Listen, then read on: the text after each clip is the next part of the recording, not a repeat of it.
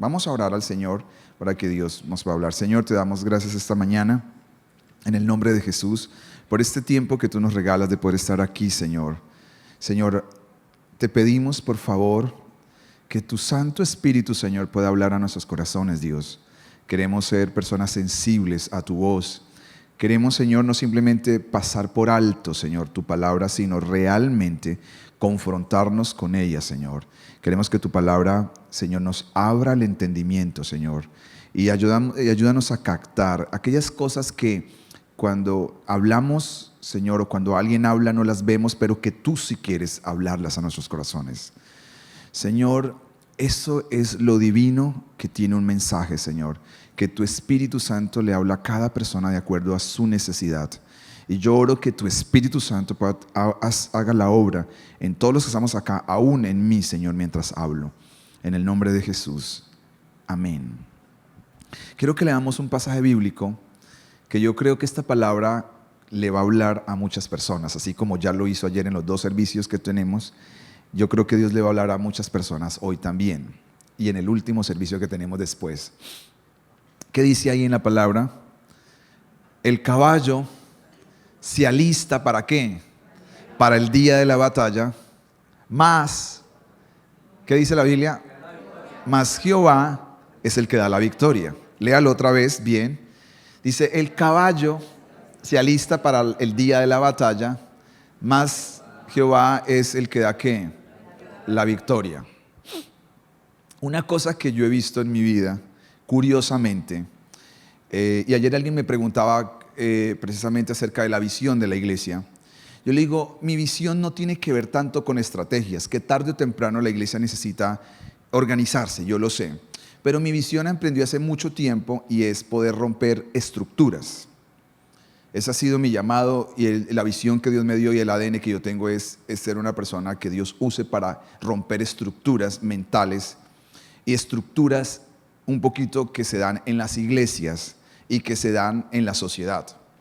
Y una de las cosas que yo he visto curiosamente en las iglesias, pero también las he visto afuera, es que a las personas les gusta la segunda parte de este versículo, que es, Jehová te va a dar la victoria.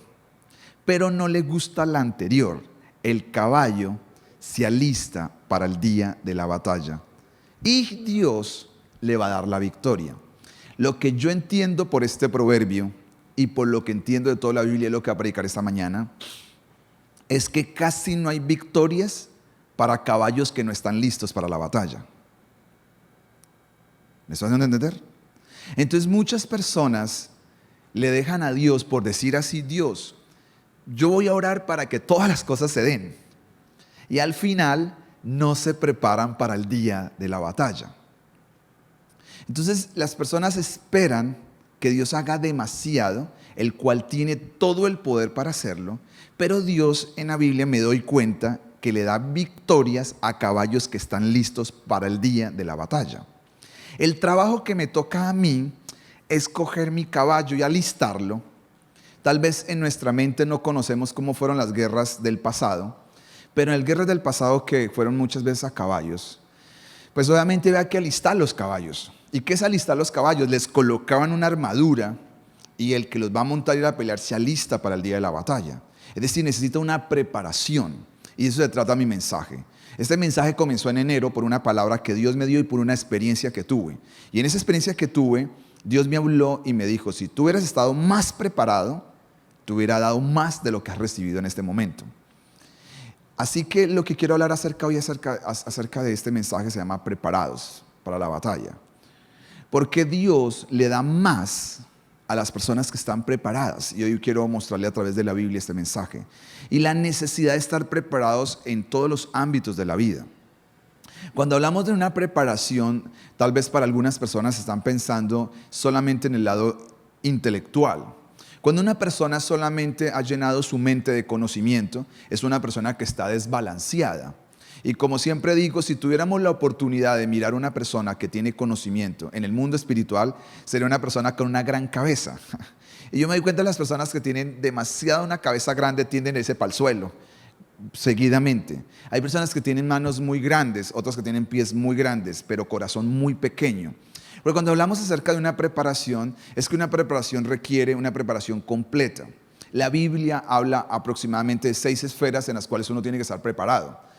Y Dios demanda de nosotros preparación para lo que vamos a hacer en la vida. Todo lo que Dios quiere hacer necesita que una persona esté preparada. Una de las cosas que me han pedido oración por muchos años en las iglesias es que ore, pastor, por mi hijo, o ore por mí, que voy a presentar unas pruebas ISFES y un montón de cosas y pruebas.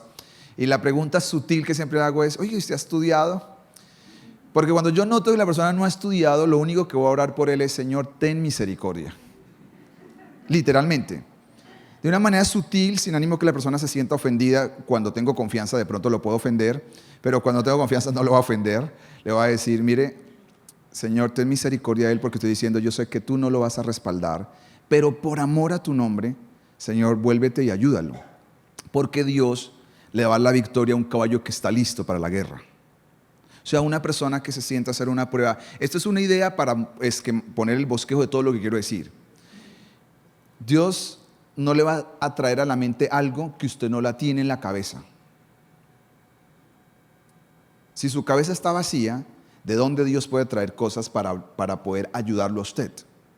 Entonces usted necesita, si su corazón está frágil, ¿dónde va a sacar Dios para sacar la fortaleza en usted? Entonces necesitamos por eso toda la vida prepararnos.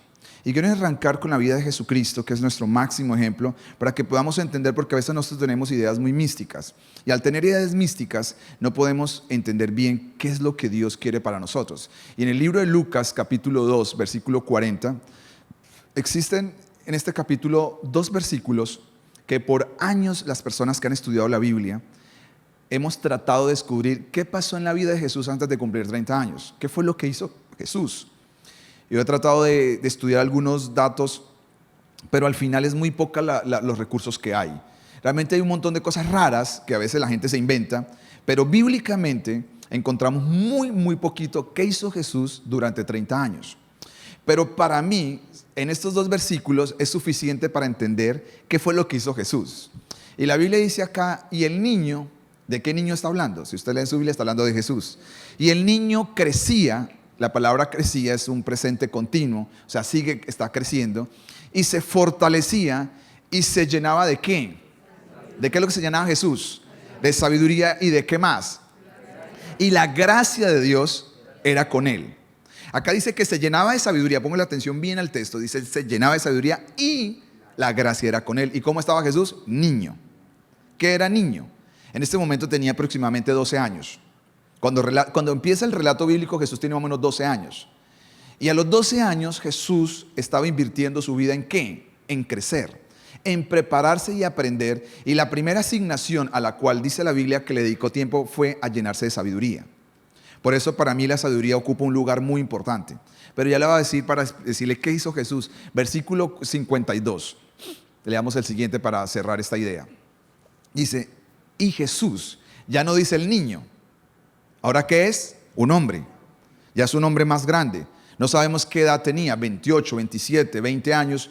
Pero dice: y Jesús crecía. Mire que no dice que creció, sino nos dice que seguía creciendo. Es decir, ¿qué es lo que nos está indicando el texto? Que Jesús constantemente, ¿qué estaba haciendo? Estaba creciendo. Entonces, ¿qué hizo durante su etapa donde no fue visible?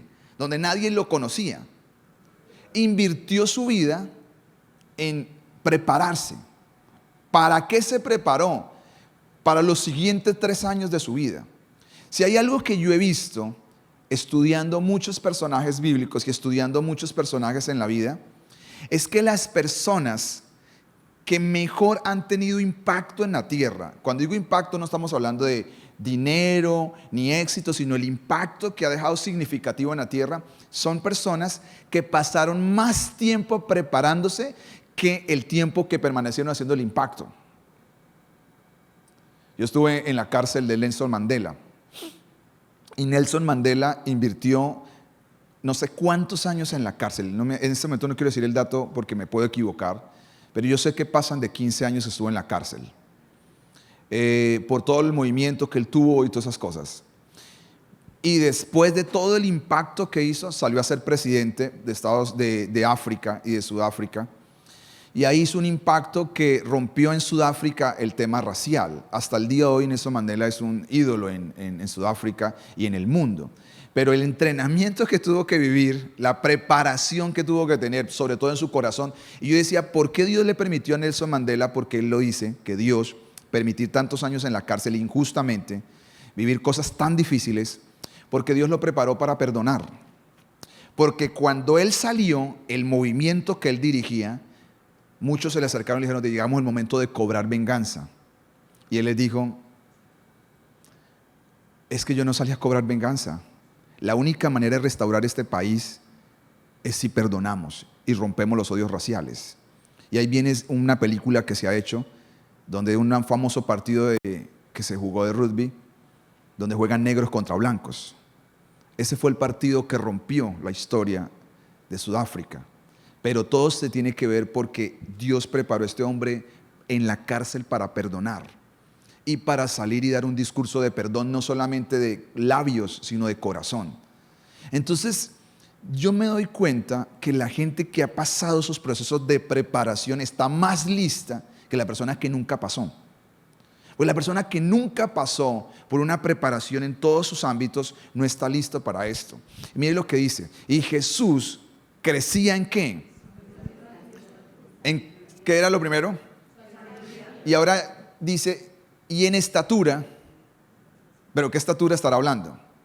En la primera dice que crecía y se fortalecía. El primer énfasis cuando era niño era el lado físico, pero aquí ya no es un lado físico, porque parece que ya llegó a la estatura física que tenía que tener. Acá está hablando acerca de ¿qué? De una estatura, de un nivel que tenía que llegar. Dice, y Jesús creció a la estatura, y dice, y la gracia, ¿qué pasa? Y la gracia de Dios y con los hombres estaba con él. Entonces mire lo que le voy a decir. Jesús dedicó sus primeros años de vida, 30 años, vivió solo 33. En 3 años hizo un impacto por una razón, porque Jesús hizo un equilibrio perfecto en lo que es una persona para crecer. Porque Él invirtió en todas sus relaciones verticales e invirtió en sus relaciones horizontales. Para usted poder tener un impacto en la vida duradero, necesita tener una fuerte relación con Dios. Porque una persona no se llena de sabiduría hasta hacer que no tenga temor de Dios. Si no tiene temor de Dios, no va a tener sabiduría, la verdadera sabiduría. Y para usted poder impactar un mundo, solo con la inteligencia no le alcanza. La inteligencia no es suficiente para impactar un mundo, se necesita ir más allá y es tener sabiduría. Pero además dice que la Biblia que Jesús gozaba de una gracia muy especial de la gente. La gente, ¿qué quiere decir gracia? Que la gente lo quería. Pero esta gracia no era simplemente porque Jesús era un hombre carismático. Lo que pasa es que la gracia de Dios en una persona trae ese favor de Dios. O sea, quiere decir que Jesús invirtió su vida en formarse como persona integral. Es más, si seguimos escarbando un poquito más, dicen que el papá de Jesús muere cuando Jesús tiene tal vez por ahí 17, 18 años, 16 años aproximadamente, y él tiene que tomar la carga de la casa, y por eso Jesús se dice que fue carpintero. Esa es la razón. Fue carpintero, es más, la gente de Nazaret dice, ahí viene el carpintero. ¿Por qué? Porque fue lo que le tocó aprender para sobrevivir, siendo el Hijo de Dios. Tal vez algunas personas esperaban, si uno piensa místicamente, uno que piensa, que Jesús haga una oración y se le multiplique la comida para que alimente a todos los hermanos, pero nunca hizo un milagro. Jesús no hizo esos milagros porque ese es un pensamiento místico. Jesús trabajaba, porque Jesús se preparó.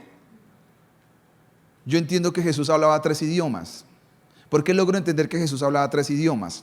Porque él hablaba el hebreo original, que es la lengua madre, materna, con la cual ellos crecían como hebreos. Pero Jesús escribió en griego.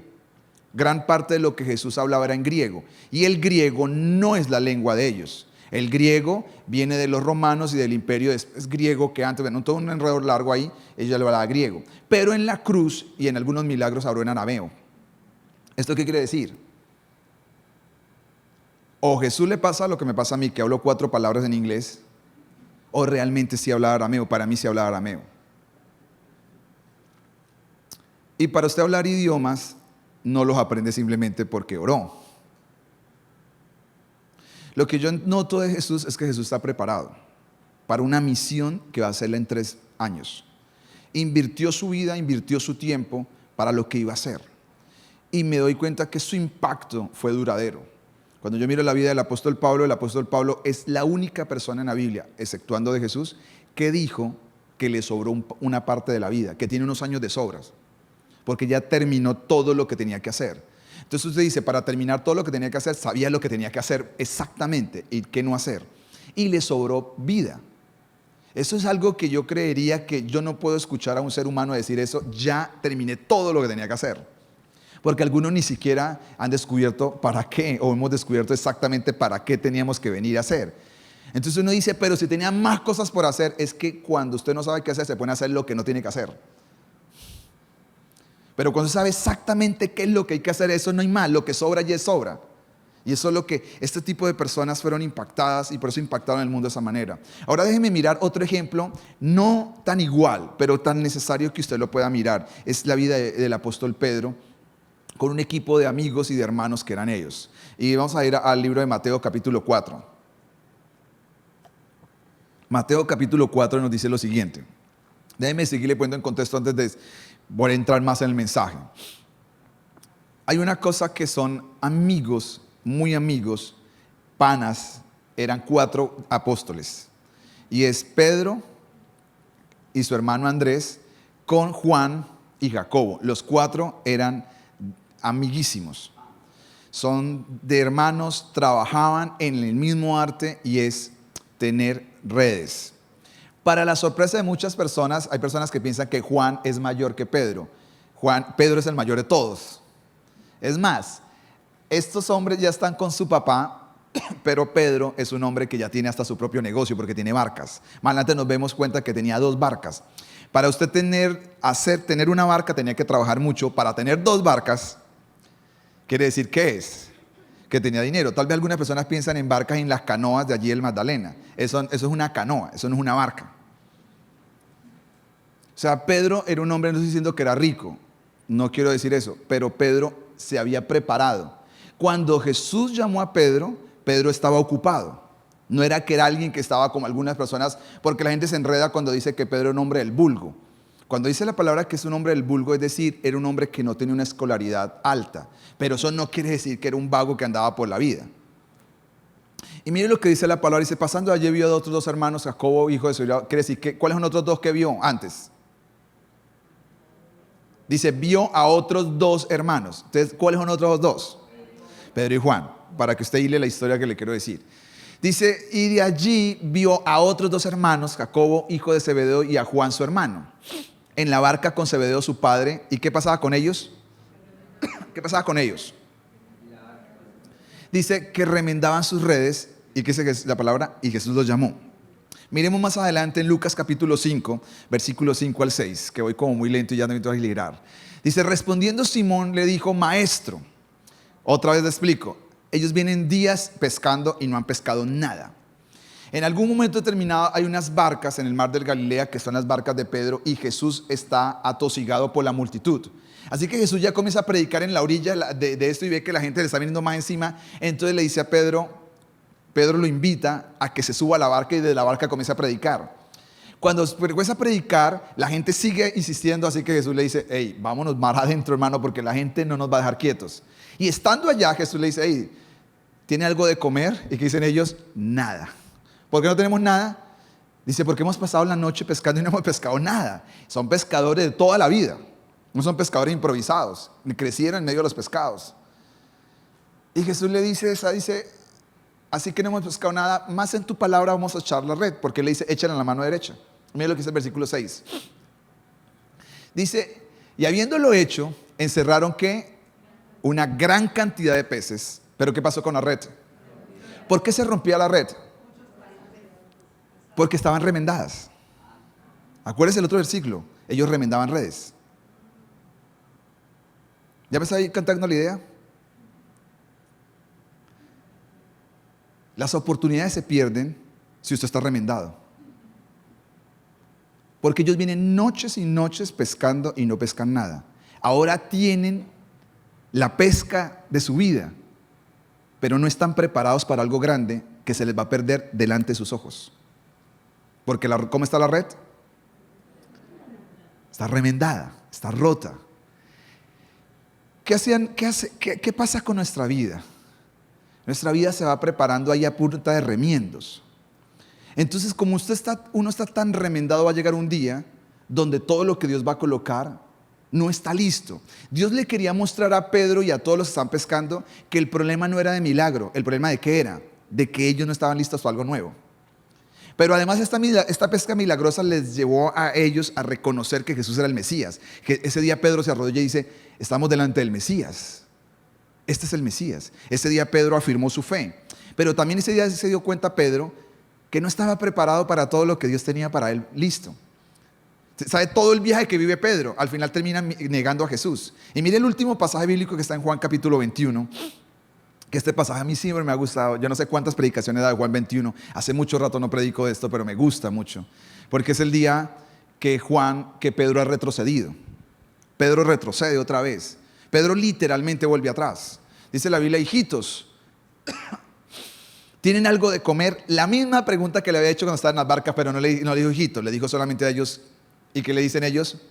No tenemos nada otra vez. No es bueno volver atrás. No le espera nada. Si usted quiere volver atrás, solo lo único que sé que lo va a esperar es el diablo. Se lo digo con toda sinceridad. Y el diablo no se va a dar cuentas con usted. Él decide retroceder.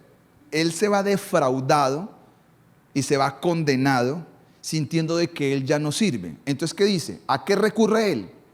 A lo que sabía hacer toda la vida. ¿Qué sabe hacer toda la vida? A pescar. Y vuelve otra vez a pescar. Y se arrastra porque la gente quería mucho a Pedro. Y se arrastra a los discípulos con él. Él se fue solo a pescar y se le pegaron todos. Vamos y lo acompañamos a Pedro a pescar. Es el único que está pelado en la historia. Yo no sé por qué fue a pescar desnudo. Todos están vestidos menos él. Pero yo creo que también, además de mostrarnos que estaba desnudo de ropa, y creo que él estaba desnudo del alma. Es un hombre que retrocedió. Es más, ¿por qué sé que retrocedió? Mire lo que pasa en el versículo 6. Entonces él le dijo: echad la red a la derecha de la barca. ¿Y qué dice? Algo tiene la derecha, ¿no? Entonces la echaron y ya no la podrían sacar. ¿Por qué no la podían sacar? Por la gran cantidad de peces. Versículo 11. ¿Subió quién? Es más, Jesús no le llama Pedro, le llama Simón, su antiguo nombre. Y la historia le habla de Simón Pedro. Que eso hay un juego ahí bien interesante. Dice: quien sacó la red a la tierra llena de grandes peces. ¿Cuántos habían? ¿Quién contó los peces? Es la pregunta del $1.000.000. Si lo sabes, se lo doy. ¿Quién contó los peces? Para saber que son 153. Juan escribe.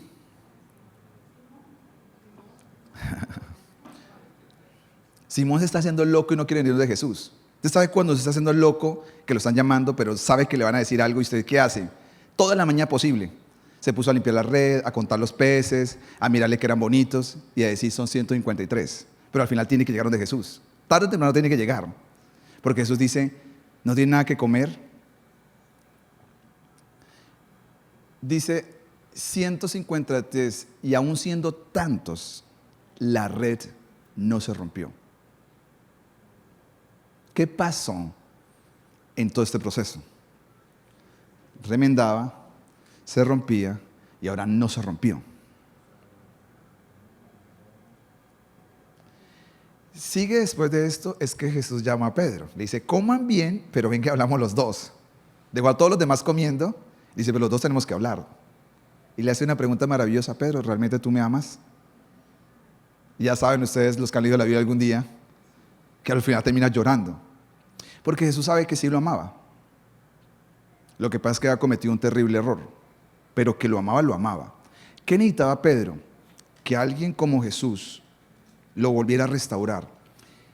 Unos días después, pasaron más o menos 15 días, Pedro estaba parado con una valentía impresionante, predicando que la gente corría a arrepentirse. Y el Espíritu Santo descendió cuando él predicó, después de haber predicado.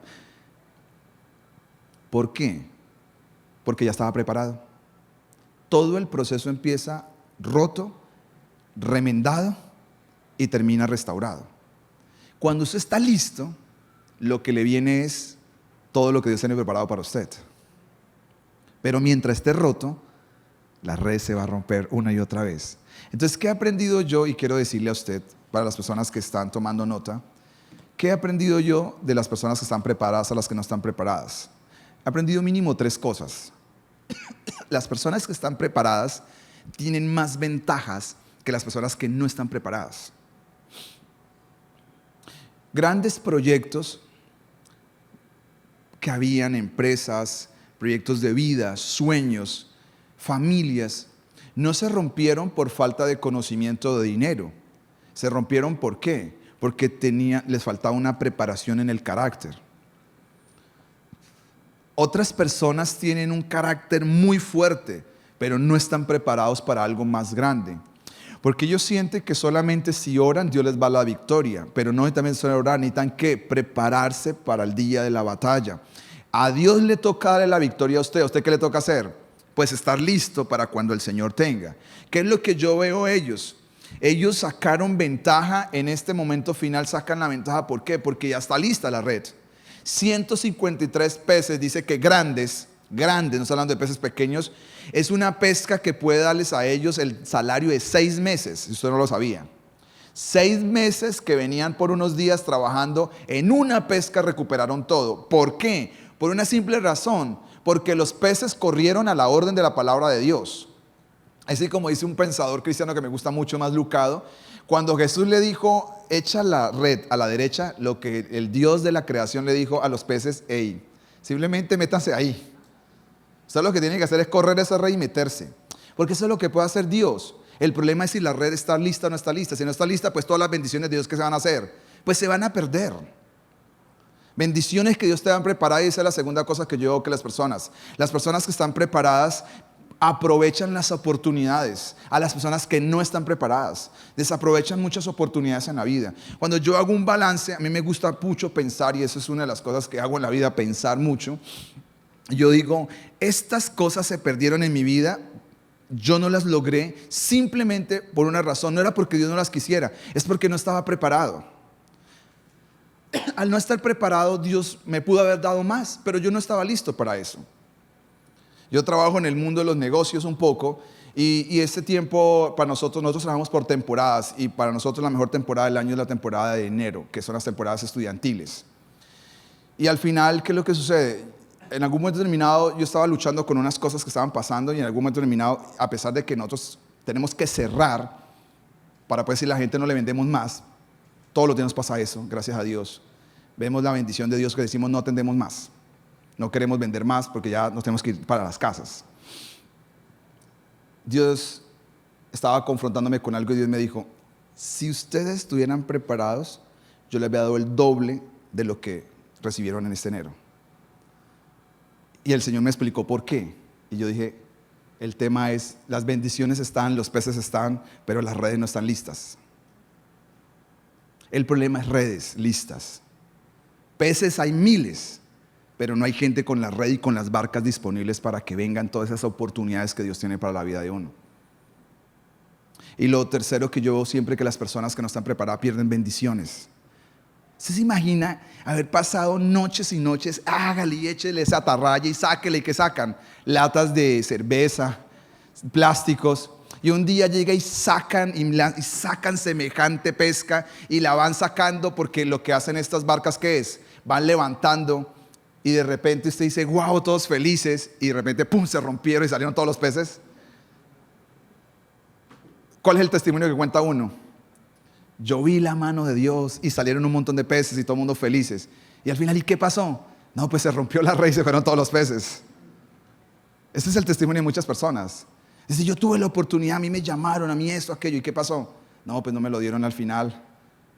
No, y esto y eso y lo otro, no pasó esto, no pasó lo otro. Porque nuestra vida se consuela con tener los peces, pero Dios no quería tener los peces, simplemente que los pescáramos, era que los sacáramos. Y para eso tiene que estar uno preparado, para las cosas que Dios tiene, porque las ventajas, las oportunidades y las bendiciones me doy cuenta que se dan a personas que están preparadas. Jesús le sacó ventaja. Jesús sacó ventaja sobre todos los demás en el buen sentido de la palabra, estoy diciendo ventaja. Jesús aprovechó cada oportunidad que se le dio para predicar. Jesús tuvo las bendiciones que ningún otro ministerio. Es que hay gente que pasó la vida haciendo las cosas, Jesús lo hizo en 3 años. Entonces yo quiero terminar este mensaje en estos minutos que me queda diciéndole cómo uno se puede preparar. Yo no voy a hablar de preparación económica, que es una de las esferas en las cuales uno tiene que estar. No les voy a hablar de la preparación emocional, que es otra esfera clave. No les voy a hablar acerca de una preparación familiar, que es otra esfera súper clave. No les voy a hablar acerca de la preparación intelectual, aunque algo toco de esto. Yo lo que quiero decir es acerca de la preparación personal. La parte personal es muy clave en nuestra preparación de vida. Vuelvo y le insisto, lo que nosotros siempre buscamos y lo que yo busco en la Biblia se llama equilibrio. Porque hay personas que están desequilibradas, han hecho demasiado énfasis en un área. Entonces cuando usted hace tanto énfasis en un área, pues al final, ¿qué termina haciendo? Pues en esas áreas son fortalecidas, pero las demás áreas no están fortalecidas. Y lo más difícil para uno es poder ser equilibrado. Realmente poder tener ese equilibrio en todo lo que uno hace. Así que quiero darle estos consejos para las personas que toman nota y que de pronto esto puede ser una respuesta, porque todo mensaje al final tiene que tener un lado práctico. Y el lado práctico de estos mensajes acerca de estar preparados es que Jesús se preparó intencionalmente. Por algo la Biblia nos dice, Lucas, que es un médico, el que relata la historia de Jesús, es que cuando Lucas preguntó por Jesús, le dijeron, hey, la gente que conoció a Jesús, ¿en qué vieron que Jesús le hizo intención de crecer? Todo el mundo, ¿qué le dijo? En sabiduría. Jesús se quiso ser un hombre sabio. Entonces, ¿qué nos dice esto? Que Jesús simplemente estaba enfocado en todo lo que estaba haciendo. Así que los consejos que quiero decirle, lo primero que yo he aprendido y que a mí me ha servido, y que también me he lamentado a las veces que no lo he hecho, muchas veces, es que uno tiene que aprender de todo y retenerlo todo y desechar lo malo. O sea, nunca se puede cerrar la cabeza a dejar de aprender. La Biblia dice en Tesalonicenses, examínelo todo y retenga solamente lo bueno. Pero uno tiene que aprender a aprender. Uno tiene que aprender en todo momento las posibilidades. Hay gente que dice, mire, no aprenda tantas cosas porque al final le van a servir. Yo creo que hay un momento en cierta edad de la vida que sí es bueno aprender de todo en la medida que se le presente. Porque usted no sabe cuándo eso que aprendió le va a servir para la vida y lo va a conectar con alguien. No sabe qué pueda pasar. Yo conozco una persona que se conectó con alguien muy importante solo porque le preguntaron, ¿usted sabe manejar? Sí, yo lo sé hacer muy bien. Y la persona era un empresario, pero estaba fracasado. Y de las cosas que aprendió a hacer fue manejar bien. Cuando digo manejar bien, es bien. Entonces necesitaban una persona que manejara bien y que fuera una persona ya mayor. Y la persona le dijeron, ¿usted tiene? Y le dijo, yo no tengo problema ir a manejar. Y terminó manejando por una persona muy importante. Y él me comentaba eso. Yo decía, yo le abría la puerta.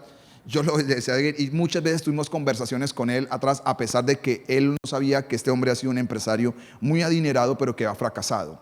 Pero usted no sabe qué cualidad, qué virtud, qué cosa aprendió en la vida que algún día la va a necesitar de verdad. Entonces hay una etapa en la vida donde uno tiene que aprender de todo. Tiene que aprender a leer de todo. Por eso es importante que las personas que quieran prepararse necesitan aprender a leer. Yo insisto mucho en eso. El apóstol Pablo dice, aún estando en su decadencia, digamos decadencia en el buen sentido de la palabra, de edad, él manda a que le traigan los libros. Yo digo, pero uno ya después que se va a morir, ¿qué va a ponerse a leer más libros?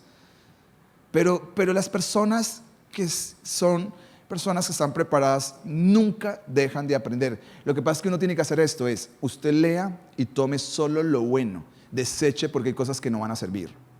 O tal vez son buenas para otros, pero para usted no le van a servir. Eso ha sido lo que yo he hecho. Yo leo de muchas cosas. Sé qué me sirve, qué me da y qué no me da y qué no es para mí.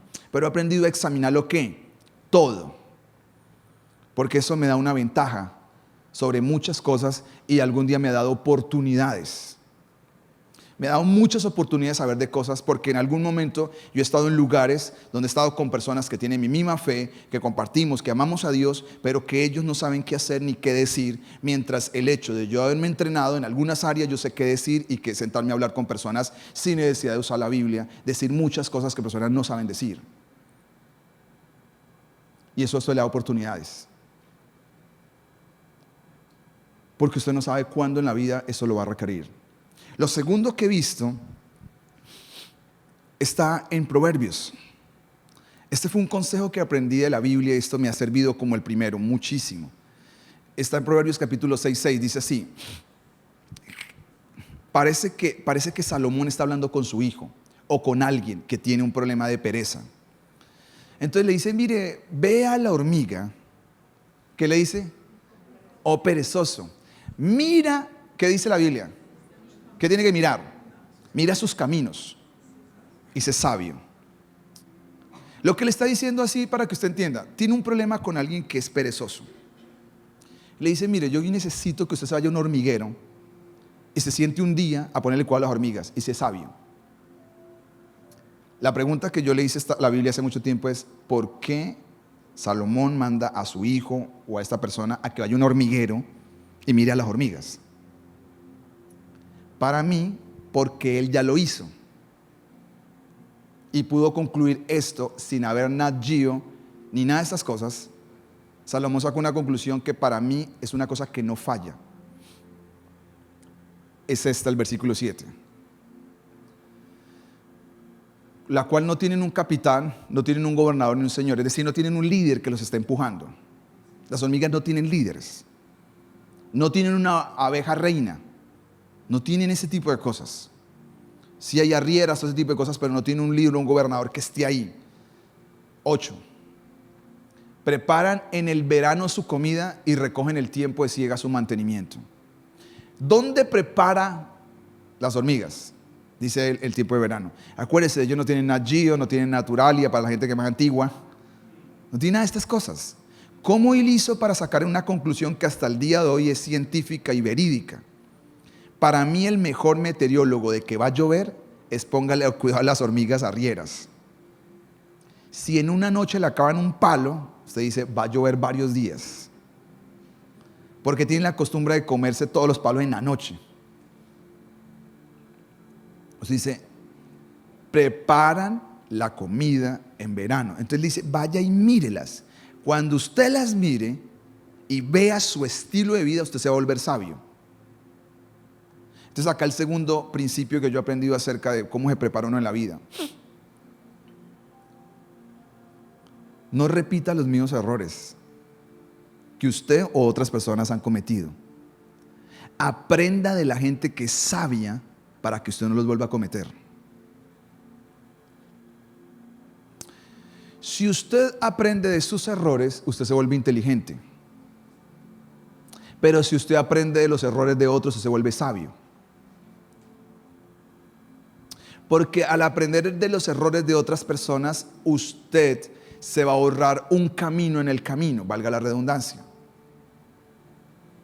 Parte de lo que yo hago como pastor, parte de lo que hago trabajando y muchas cosas que hago las aprendí que es viendo a otras personas.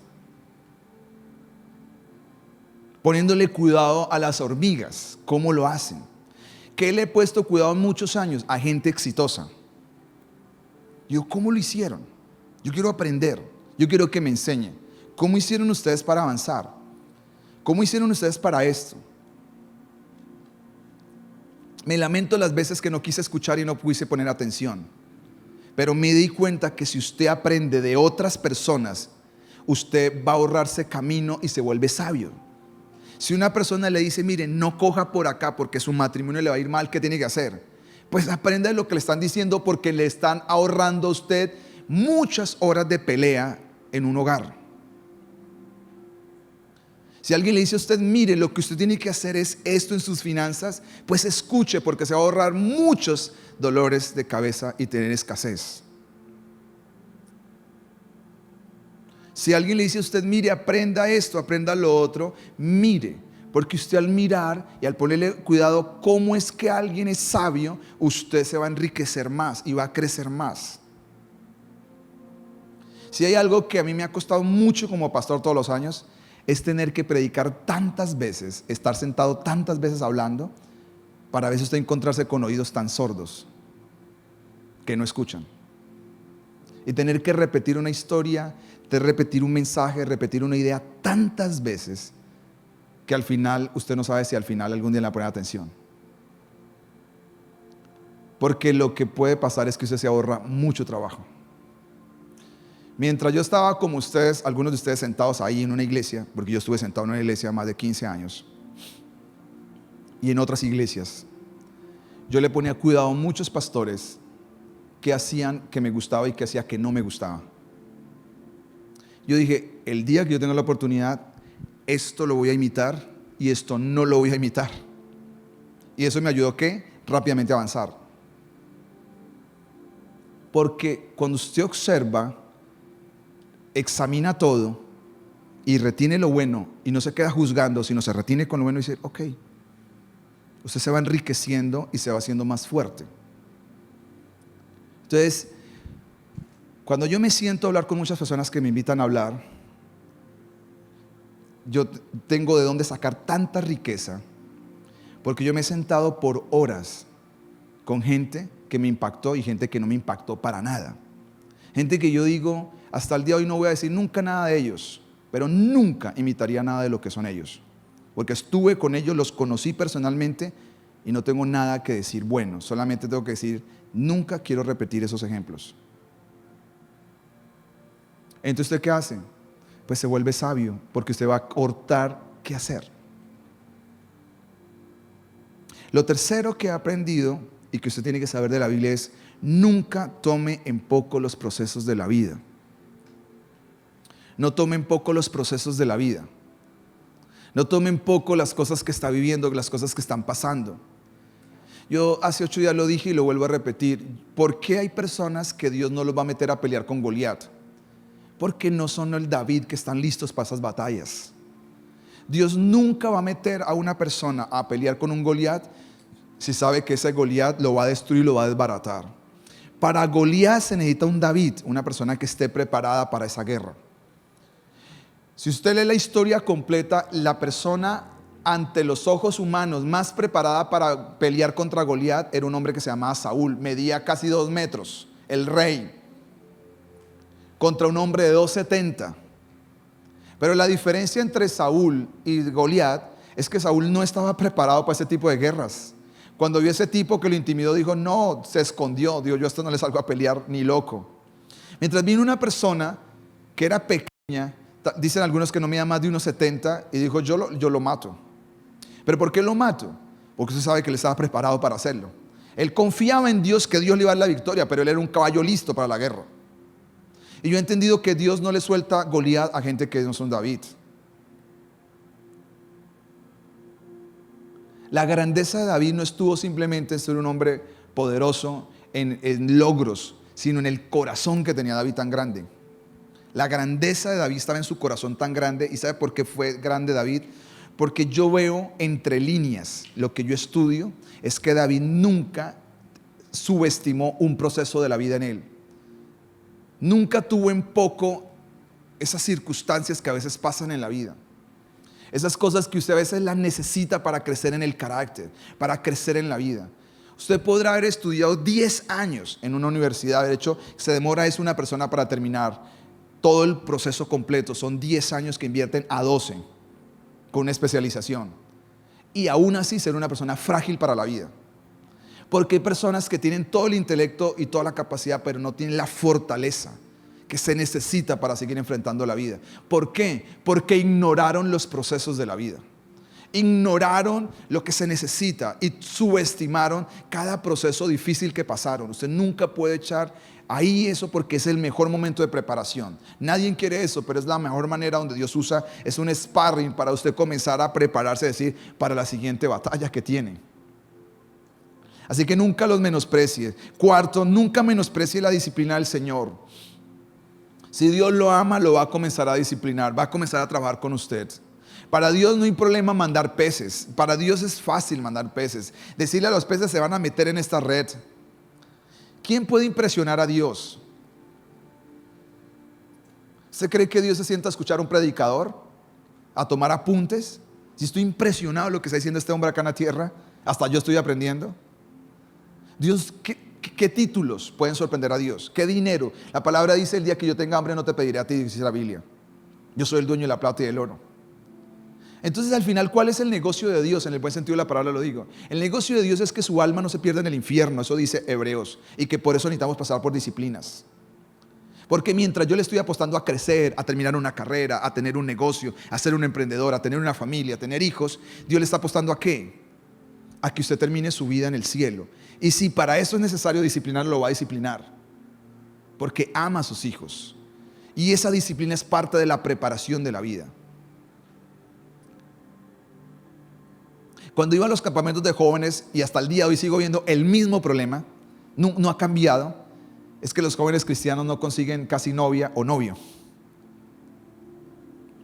Y la gran mayoría de veces es porque tienen unas expectativas así de altas. Quiere conseguir un tipo, pero sacado de las... Y los hombres también. Dicen: no, es que ya no hay nada, todas están feas, todo un montón de cosas. Entonces, nunca se me olvidó un mensaje que yo daba, y la gente le encantaba que era ese mensaje. Me decían: ese mensaje quiero que lo repita en otro campamento. Y el mensaje, no me acuerdo cómo se llama exactamente, pero sí el eslogan es decir: si usted quiere una reina, usted tiene que ser un príncipe. Porque la gente está sentada esperando una reina, pero nunca se preparó como un príncipe. O viceversa. Y mientras usted no esté preparado y no esté a la altura, cualquier cosa puede venir a su vida.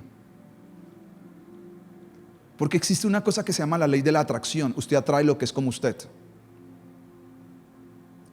Y si usted atrae muchos gañanes a su vida, usted tiene que revisar, porque tal vez hay una vida rota en usted. Y necesita ser remendado y estar preparado para algo diferente. Porque la gente no se quiere preparar. Y el campo de la preparación es extenso, es un campo completo. Es un campo donde no solamente estamos hablando, porque la gente cuando comienza preparación comienza a preparar: yo tengo que matricularme en una escuela, tengo que hacer un curso. Claro, eso está bien, pero estamos hablando de una preparación integral, estamos hablando de una preparación completa, que proyectos grandes se echaron a perder simplemente por ese tipo de decisiones, por ese tipo de falta de preparación. Y en esa disciplina, por eso hay personas que a veces dicen: pero ¿por qué no pasa nada conmigo? ¿Por qué esto? Tal vez Dios le está diciendo en silencio: yo quiero tomar tu atención, porque quiero decirte cosas que tú no has escuchado. Para mí, a veces los no de Dios y los silencios de Dios es una manera sutil de Dios disciplinar a una persona, porque es la manera que capta la atención de la persona. Cuando usted todo le está saliendo bien, todo, usted toma en poco, porque usted dice: es que yo estoy respaldado. Pero cuando de repente usted viene todo bien y de repente Dios seca el arroyo y ya no manda más los cuervos a que lo alimenten, le toca salir de la cueva, como a Elías. Y es donde comienzan otros procesos de la vida, porque Dios necesita captar la atención. Si yo necesito captar tu atención para decirte lo que tengo que decirte. Y para mí eso es parte de la disciplina de Dios. Y lo último, nunca desperdicie el tiempo. La palabra dice en Efesios eso: aprovechen bien el tiempo, porque los días son malos. Porque vendrán días malos y difíciles. Y la palabra nos insta, nos anima, nos exhorta a decir: no desperdicie el tiempo. Hay gente que cuando ya le pasan los años se queja de por qué esto, por qué lo otro, pero no mira para atrás. Que mientras usted o alguien diferente a usted estuvo perdiendo el tiempo, otros que estuvieron haciendo, invirtiéndolo, pasando horas haciendo cosas que otros no hacían. Porque usted se da cuenta que hay futbolistas o deportistas de alto rendimiento y otros de no alto rendimiento. ¿Por qué se llaman deportistas de alto rendimiento?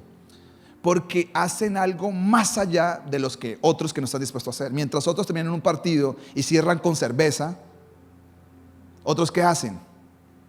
Se van a meterse en unas tinas llenas de hielo para recuperarse. Esa es la diferencia. Uno de los íconos del Real Madrid, que fue el pionero en esto, duró muchos años, Raúl González.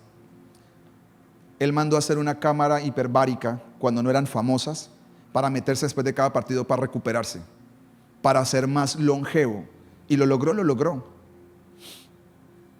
Mientras otros, ¿qué hacían? Mujeres, noches, parrandas, trago. Y usted se da cuenta que sus vidas terminan con mucho dinero. Así como dice estos días que está de moda una frase: famosos pero no talentosos. Porque para poder avanzar hay gente que se ha preparado, no ha perdido el tiempo para hacer de más larga duración, para poder hacer más.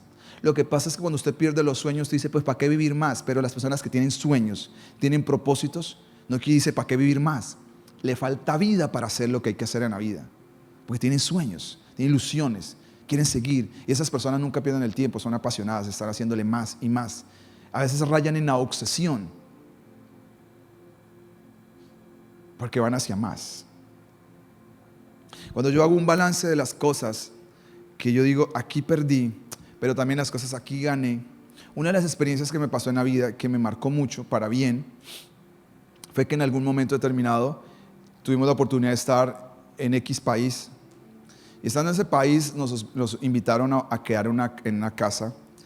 Y en esa casa nos quedamos en la casa de un libanés. Se llama Naim Dada. Este libanés nos hospedó de una manera muy especial. Él es el dueño de una batería muy famosa en Latinoamérica. Y ese día me dijo, hey Edison, ahora tenemos un desayuno de hombres de negocios. Nos reunimos puros hombres de negocios en el Hyatt, un hotel muy famoso de ese lugar y que tiene una cadena hotelera en Latinoamérica fuerte.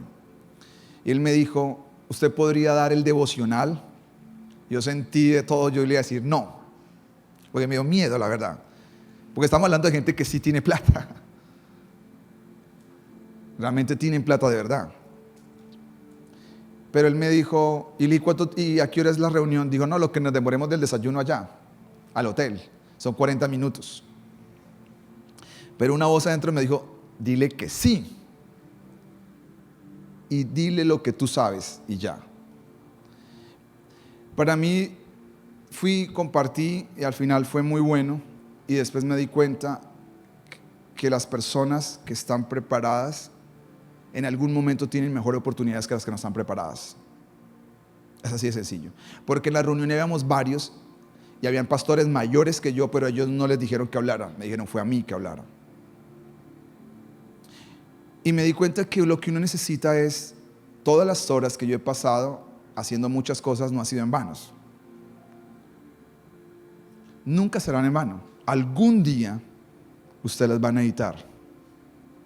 Por eso hoy en mi vida yo casi no ando con papeles y un montón de cosas, porque ha sido muchos años ya tenerlo en mi mente y en mi corazón. Pero eso no se da de la noche a la mañana. Lo que pasa es que la gente lo quiere de la noche a la mañana. Eso no se da así. Eso se da en horas y horas de estar preparado para un momento oportuno, un momento en la vida, para dar consuelo cuando alguien está desbaratado. ¿Por qué usted puede dar consuelo cuando él está desbaratado? Porque usted ha pasado ya por eso. Usted tiene muchas marcas que fueron algún día heridas, pero que hoy son cicatrices. Y esas cosas lo llevan a uno y lo forman y lo preparan y está listo para ciertas cosas en la vida que otras personas no están listas. Entonces, y cierro diciéndole que la preparación más importante que usted y yo podemos tener es estar preparando nuestros corazones para Dios. Eso dice 1 Samuel 7. Que todas las preparaciones que usted y yo tenemos que hacer es preparar el corazón para Dios. Dice la palabra de Dios, y habló Samuel a toda la casa diciendo, si todo vuestro corazón se volvéis a Jehová, quitad los dioses, bueno, todas las cosas, dice, y preparad, ¿qué dice? Vuestro corazón, ¿para quién tiene que prepararlo? Para Jehová. De todas las cosas que usted tiene que preparar es su corazón para Dios. Jesucristo dijo en Mateo capítulo 24, 44 que Él regresa de nuevo, que Él viene de nuevo y que en medio del venir de nuevo dice la palabra, por tanto también vosotros estar ¿qué? Preparados. Porque el Hijo del Hombre vendrá ¿cuándo? Cuando menos se lo piense. Y si Jesús dijo esto, yo siempre he pensado en esa última palabra, cuando menos lo piense. Este sería un buen momento para decir que puede ser. Si usted me dice a mí, yo digo, yo no pienso que es ahora. Cuando menos lo piense, el Hijo del Hombre aparecerá por su iglesia y levantará su iglesia de la tierra. La Biblia dice en Mateo capítulo 25, 10, que 10 vírgenes estaban esperando el regreso de su amado esposo. esperando, que es una figura, es una parábola que habla acerca del regreso de Jesús a la tierra. Dice, pero mientras ellas iban a comprar, o sea, 5 que se les acabó el aceite, ¿qué dice la palabra? Vino el esposo y las que estaban ¿qué? Las que estaban ¿qué? Preparadas, entraron con él a las bodas y se cerró la puerta. Y llegaron las otras rápido con el aceite, pero ¿cómo estaba la puerta? Eso es ser muy triste. La puerta estaba cerrada al final.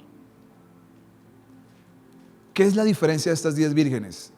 Unas estaban listas y otras no estaban listas. ¿Cómo es que estaban listas unas de otras? Para los que no saben la historia, es sencilla. Es una figura de una lámpara. No hay bombillos, no hay electricidad en estos tiempos bíblicos. Lo más sofisticado que había son lámparas alumbradas con aceite. Dice la Biblia que las lámparas comenzaron a apagarse y unas 5 tenían unos bidones con aceite. ¿Y las otras que tenían? Solo la lámpara con aceite. Pero como el aceite se comenzó a apagar, ellas le dijeron a otras, regálenos aceite para llenar nuestras lámparas. Y dijeron, no, vayan y compren, porque no tenemos ni para nosotros ni para ustedes. Compren y vienen. ¿Qué pasó? Mientras estas estaban preparadas. ¿Qué es estar preparadas? Tenían un bidón de aceite adicional. Las otras se quedaron por fuera. Y esto debe ser muy triste. La idea es que lo máximo que usted puede preparar es el corazón para el Señor, porque el Señor regresará tarde o temprano por su iglesia. El que esté preparado se va, el que no esté preparado se queda, dice la Biblia. No lo digo yo, lo dice la Biblia. Por eso la mejor señal de que Cristo viene es que usted se prepare. Acá no hay cuento de que si hay terremotos, todas esas cosas son importantes mirarlas. Pero si usted mira todo eso, pero su corazón está sin Dios, lo que necesita es volver su corazón a Dios y estar listo. Así que pongámonos en pie, por favor, y terminemos este mensaje.